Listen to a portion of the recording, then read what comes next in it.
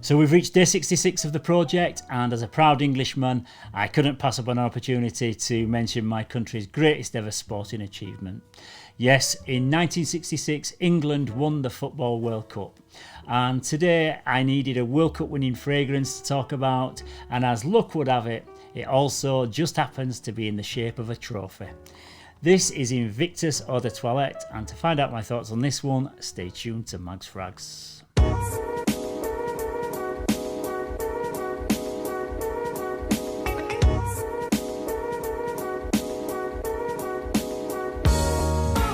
Yes, hello again everybody and welcome to another episode of Mags Frags. I'm Paul and this is day 66 of my Fragrance 365 project, where I talk about a different fragrance every day for a whole year. So today's scent of the day is Invictus, which was first launched in 2013, and since then we've seen other variations, including the Aqua Flanker from 2016 that's now discontinued and it's become somewhat of a collector's item.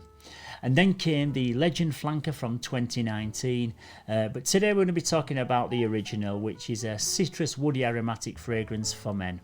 We'll take a look at the note breakdown and let's see what's inside this one.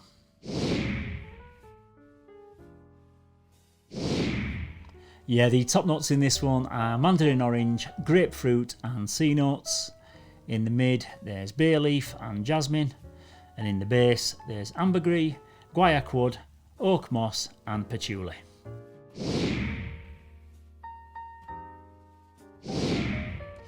This one opens up with sparkling citrus and water notes. It's extremely fresh and uplifting with a gorgeous, clean and soapy scent profile that makes you smell like you've just stepped out of the shower and put on a crisp white, freshly ironed shirt. It's very sweet for a fresh aquatic type fragrance, and I can pick up on the soft florals in the background, which makes me think of fresh laundry blowing on a washing line on a hot summer's day. It's slightly salty and it has an airy sea breeze feel about it. The dry down, however, is more woody when the earthier notes start to come through, and sometimes I can even pick up on a little bit of a leather accord, even though there's no leather listed in the note breakdown. This one never turns dark, it's always bright and effervescent, and it just makes me feel happy every time I wear it. This one I think is the safest, most likeable dumb reach fragrance on the planet, and it really kind of irritates me when fragrance snobs and other reviewers give this one a hard time just because it's so mass appealing and popular. It's mass appealing for a reason, and that's because it smells ridiculously good. I just want to say to the people that subscribe to this channel that if I ever start hating on fragrances like this and start disappearing up my own arse because I've bought a few niche scents, just please bring me back down to earth. This one is a great fragrance, and if you're just getting into starting a collection, this one should be one of the first 5 that you ever purchase.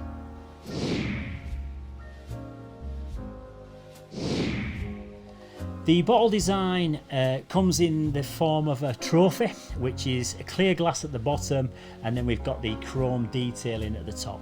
The sprayer is built in to the top of the bottle, and the juice comes out of the front there.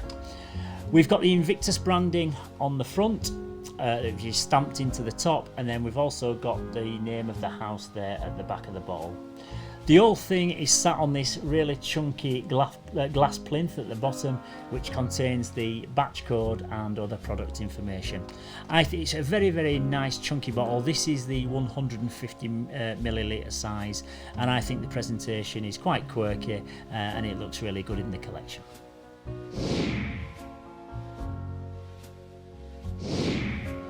This is one that I would wear mainly during the warmer months as a daily driver, but it's extremely versatile, so if you only have 1 or 2 fragrances in your collection, then this would work for pretty much any occasion, either casual or dressed up.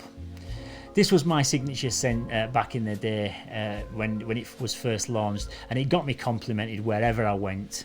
I wore it all year round, and I remember a taxi driver once asking me what I was wearing whilst I was on my way to a works Christmas party, and he said he was going to buy a bottle for himself, but I'm not sure whether he ever did.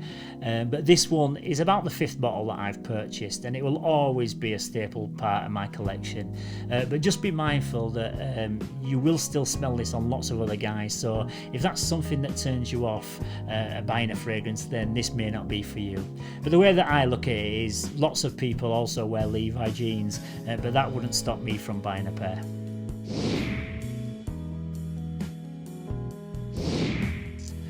The performance on this one is as good as you're ever going to get from a fresh smelling designer fragrance. It has beast mode projection and it lasts for a good 8 to 9 hours. I can still smell this one quite strong on my clothes the day after wearing it, so I can only give it top marks in the performance department.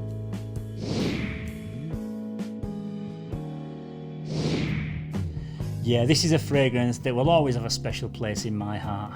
It conjures up lots of happy memories, and I feel a little bit protective over it when I see people spouting verbal diarrhea about it.